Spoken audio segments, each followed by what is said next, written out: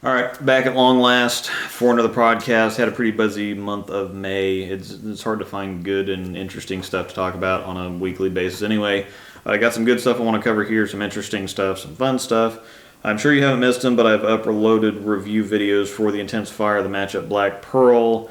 I did a fire diffuse comparison video, and I got a Hustle Power review that were just all here in the last week or so. All those are available now in 4K. I realize not everyone has a 4K monitor or TV. The footage isn't recorded in 4K to begin with, but the reason for doing that is that it improves the bitrate on YouTube to still give you a better picture, even though it's not technically true 4K. So the Fire and the Black Pearl release on June 15th, so just another couple weeks for those, and the POW obviously is already out. PBA recently announced their schedule with Fox for the upcoming season, so definitely go check that out. There's tons and tons of programming. Pro bowling is going to be all over the place. It's going to be at least once a week for I don't know how many months on end, so that's going to be awesome.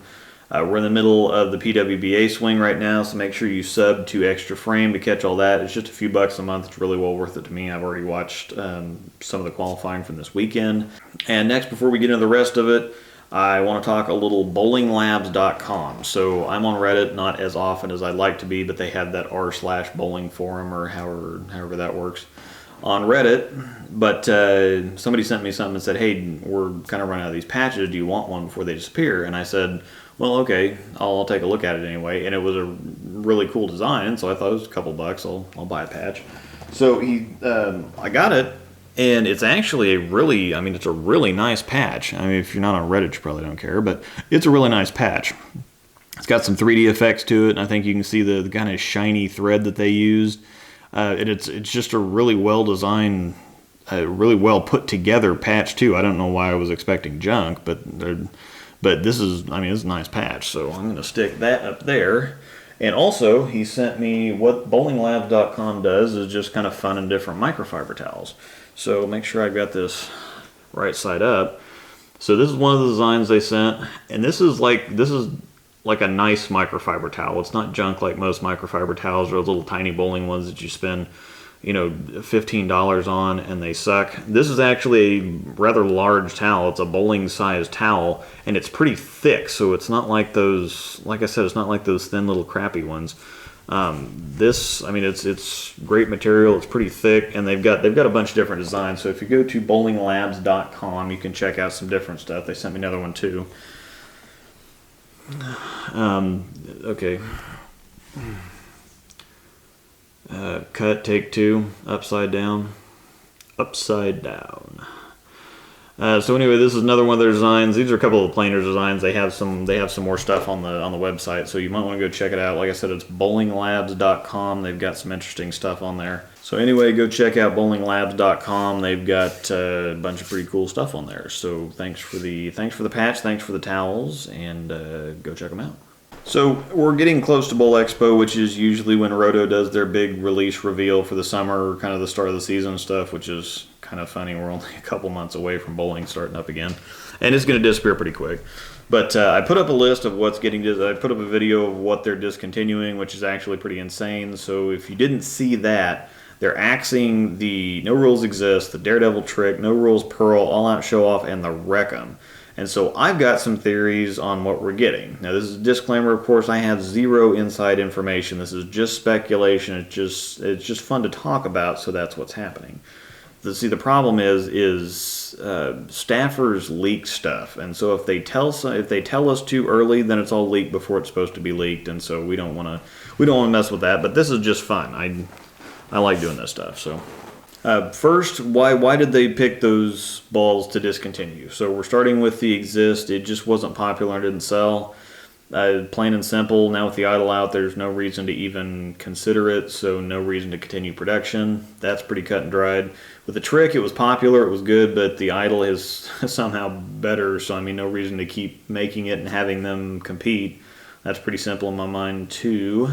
No Rules Pearl is getting a bit old, but as far as I knew a couple months ago, it was still selling well. There were no plans to let go of it anytime soon. There's still, you don't see it on TV as much anymore, but there's still quite a few pros that use them and quite a few usage that I see in tournaments. So I'm thinking that with that, it's getting discontinued to avoid competition with a new HP4 release.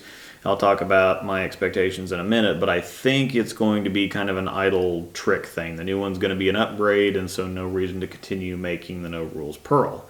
The All Out just wasn't popular, which is a real shame because it's a legit great ball. I'm probably going to have to stash one of those too. Wreckham is a great ball too, but I think that's another case of trying to avoid competition with a new release. Plus, it was getting a little old. So what will we get for new releases? I think that we're getting a Pearl in every line but the HP1 line. So with no more No Rules Pearl, no more Wreckham, plus with the Daredevil getting discontinued a couple months ago, the only Pearl in the entire product line right now is the Hustle Pow. As of June 1st, yesterday, which is when all these got discontinued, we've got the Hustle Pow now. So they're covered for now on hybrids with the Fuse, the Danger, and the HYB. They're covered on solids with the Idol, the Show Off, and the Ink. I think we see another HP4 solid and another HP2 hybrid a little bit later in the year. No reason to debut those yet because they need new pearls and they usually release several balls at Expo. So looking back the last several years to when they started making annual statements in 2014, we got the Sinister, the Outcry, and the Hysteria, plus the Scream and the Shout. That year, the next year, we got the Menace, the Haywire, and the Devour, plus the Locos. 2016, we got the No Rules, the Wreck-It, and the first run of the Hustles. Last year, we got the No Rules Exist, Show Off, Hot Sell, and Hustle Inc., so they always go huge at Bowl Expo. We need some pearls pretty badly now with a solid lineup in the HP1 line. I see no reason to add anything there. Wouldn't be mad if they did, just no reason to compete with what they've already got there, so I'm also going to take a guess here on some specifics because it's fun. I'm thinking a new Pearl Hypercell.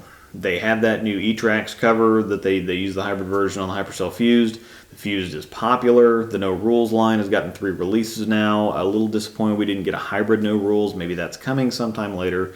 But with the popularity of the Fused, I'm just expecting a new Pearl Hypercell. That would make sense. Now in the HP3 line, a Pearl Idol is kind of a no-brainer. It just makes sense. The core's insane. The Idol's super popular right now, or it should be. It's popular on tour. So I'm expecting Pearl Idol. In the HP2 line, we haven't had a Pearl Show-Off yet, and I think that's coming. I think that's probably the most obvious. That to me, that'd be the most obvious one of the obvious ones of the 3. I know I hit on some of these points in my wish list video, but that was just more what I wanted to see, not necessarily what I thought was going to happen.